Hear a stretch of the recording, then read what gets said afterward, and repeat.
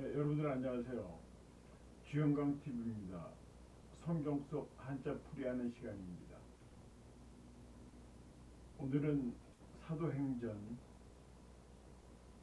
제 21장 24절에서 27장 18절까지의 말씀에서 보겠습니다. 처음에 나오는 한자어는 결례입니다. 사도행전 21장 24절의 말씀 읽어드리겠습니다. 그들을 데리고 함께 결례를 행하고 그들을 위하여 비용을 내어 머리를 깎게 하라. 자, 결례를 행한다. 결례하면 이제 우리가 예의를 결여했다. 예의에 어긋났다. 근데 그런 결례가 아니고요. 깨끗하게 예를 행한다. 이 결례를 사전적으로 봤더니 신과 사람의 관계 회복을 위해서 부정을 제거하는 의식이다. 이렇게 나와요. 깨끗한 결자죠. 그래서 이 예문 빙청옥결, 예, 얼음이 깨끗하죠. 얼음같이 푸르고 옷같이 깨끗한, 그런 상태를 빙청옥결 그렇게 얘기합니다. 예에는 우리 예의를 지킨다고 그러죠. 비례물은 비례물동. 예가 아니면 물은 하지 마라 그런 뜻이에요. 말을 하지 말고 비례물동. 또 예가 아니면 움직이지 마라. 그러니까 예가 아니면 말도 하지 말고 움직이지 마라. 그런 뜻입니다. 철저히 예를 지켜라 그런 뜻이에요. 예. 다음 한자 구류. 사도행전 24장 27절의 말씀 읽어드리겠습니다.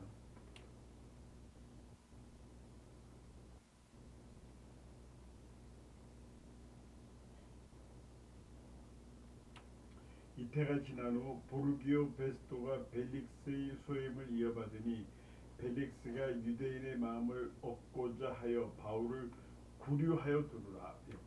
구류살이 시킨다. 사람 묶어두는 거죠. 그래서 구속할 구류는 머물유 이렇게 되는 거죠. 그러니까 구박하는 거는 여기서 사람을 구박한다 그런 얘기를 하죠. 이 박은 얼굴 박자예요. 그러니까 어디 묶어두고 얽어 놓는다. 구박한다. 사람이 이제 구박한다. 그런 얘기를 하죠. 거류민은 이제 해외에 거주하는 사람들 그러는 사람을 거류민이라고 합니다. 일본에 이제 거류민단 민단이라고 그랬죠. 그런 모임이 있었고 하여튼 이 외국에 거주하는 사람 거류민 그렇게 얘기합니다. 다음 한자 부임. 사도행전 25장 1절의 말씀 읽어드리겠습니다. 베스도가 부임한 지 3일 후에 가이사랴에서 예루살렘으로 올라가니 부임했다. 이 다다를 붙자예요. 이게 임은 임무죠. 책임. 그래서 임지에 다다랐다. 부임했다. 누가 부임했다. 누가 새로운 부장으로 부임했다. 사장으로 부임했다. 그런 얘기하죠. 구탕도화. 탕은 물이 막 끓는 거죠. 도화는 이제 불 붙는 거를 밟고 다니는 거예요. 막 물이 끓는데 가까이 가서 불을 밟는다. 굉장히 어려운 상황을 얘기할 때 부탕도화 이런 표현을 씁니다. 부탕도화. 배임죄. 배임죄라는 건 신문에 많이 나오죠. 임무에 배반하는 죄. 이게 배임죄, 배임횡령죄 이렇게 뭐 많이 나오는데 특별히 어려운 게 아니고요. 배임죄라는 건 임무를 안 하거나 또 시키는 거를 안 했거나 아니면 시키지도 않은 일을 했거나 그게 배임죄예요. 그러니까 배임 횡령이 왜 쫓아다니냐면요. 이제 시키지도 않은 일을 해서 불법적으로 돈을 착복한 거 이게 배임 횡령에 들어가는 거죠. 아니면 또 하지 말라는 걸 또 했을 때 그것도 이제 배임죄가 되는 거죠. 임무에 배반한 죄. 이 형사 사건입니다. 배임죄라는 것도. 예. 다음 한자 원고. 사도행전 25장 18절 말씀 불러드리겠습니다.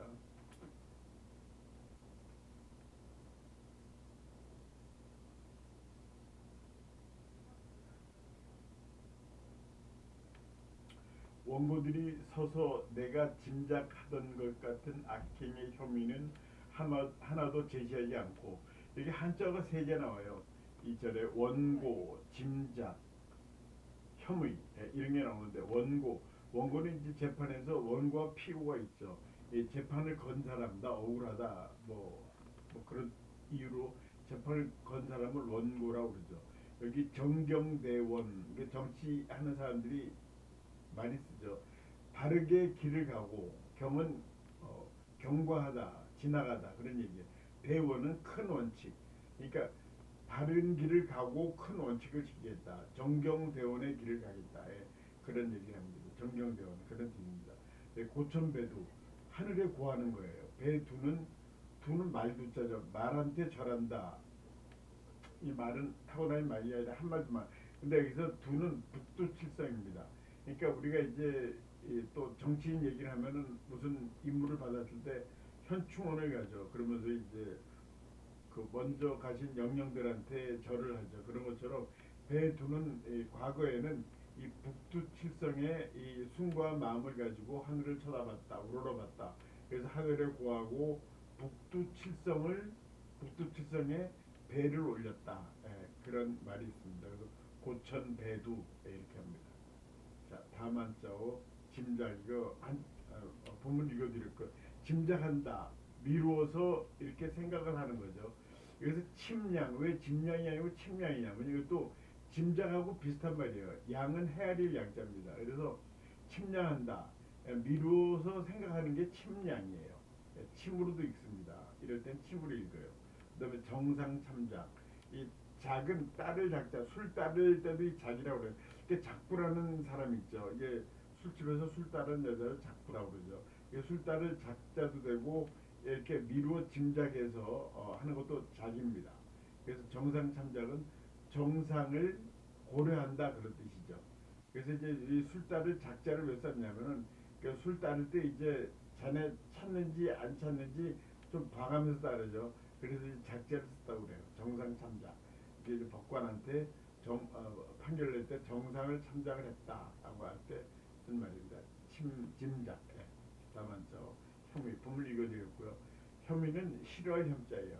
의는 의심할 의. 그래서 혐한 사상 뭐 해가지고 혐한 뭐 그런 의식에서 이제 한국을 싫어할 때 혐한 뭐 그렇게 얘기죠. 혐연권, 연기를 싫어하는 권리, 연기는 담배 연기죠. 그러니까 혐연권, 이제 담배 피는 사람들이 많으면 이제 그 담배 안 피는 사람은 혐연권이 있다고 그러잖아요. 그랬더니 또 담배 피는 사람은 흡연권이 있다 그렇게 얘기를 하는데, 근데 혐연권은 담배 연기를 싫어할 권리다. 담배 피지 마라 그런 얘기고. 황구, 이거는 이제 노란 잎이 아니라 더러워진 잎, 그런 뜻으로 씁니다. 황구라는 거. 이제 황구하면 이제 개고기 좋아하는 사람들은 뭐 보시다고 생각하는데 그 개구자가 아니라 그냥 입구자, 그 깨끗하지 못한 잎, 이걸 황구라고 합니다. 여기서 이제 의심할 의자를 써야 되는데 이거는 예문이 좀 잘못됐네. 하여튼 뭐 요거는 잘못됐습니다. 예, 죄송합니다. 그다음에 항해, 아, 사도행전 27장 9절의 말씀 읽어드리겠습니다.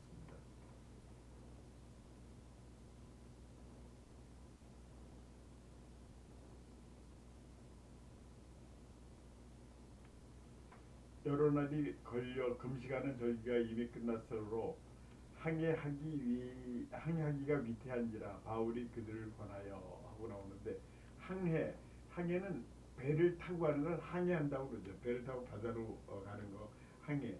난항, 이제 항해하기 어려운 거를 난항이다 이렇게 얘기해요. 그래서 뭐 이제 일을 하는데 난항에 부딪혔다 하고 이제 표현을 그렇게 하죠. 항해하기 어려운 거 난항. 해는 해군대학 그랬는데 해군사관학교가 있고 해군대학은 다릅니다. 해군사관학교는 이제 고등학교를 막 졸업하고 해군 장교가 되기 위해서 가는 게 해군사관학교고, 해군대학은 해군에서 최고 과정이에요. 그래서 기성 장교들이 이제 어느 정도 근무를 하다가 소령이나 중령, 그 육군의 경우에 그렇습니다. 뭐 해군도 비슷할 거예요. 해군 대학에 가서 더 높은 지식, 분에 관한 지식을 교육받습니다. 예. 자, 다음에 항구, 어, 27장 12절 말씀 읽어드리겠습니다.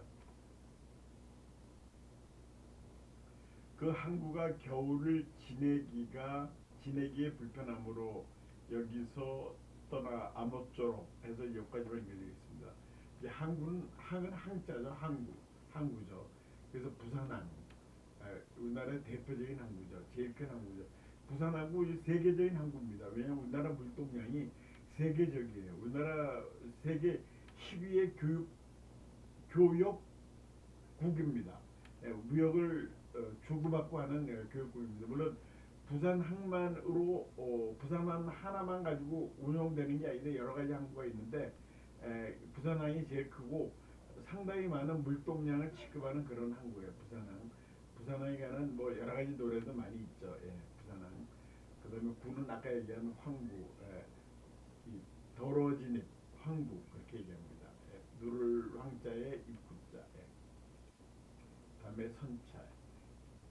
사도행전 27장 18절의 말씀 읽어드리겠습니다.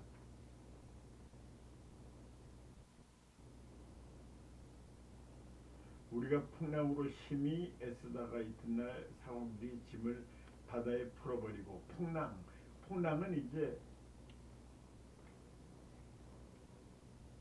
선체, 여기 선체하고 풍랑,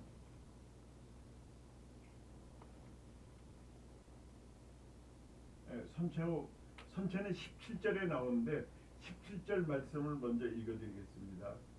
끌어올리고 줄을 가지고 선체를 돌로 감고, 선체라가 배의 몸체를 얘기하는 거죠. 선체.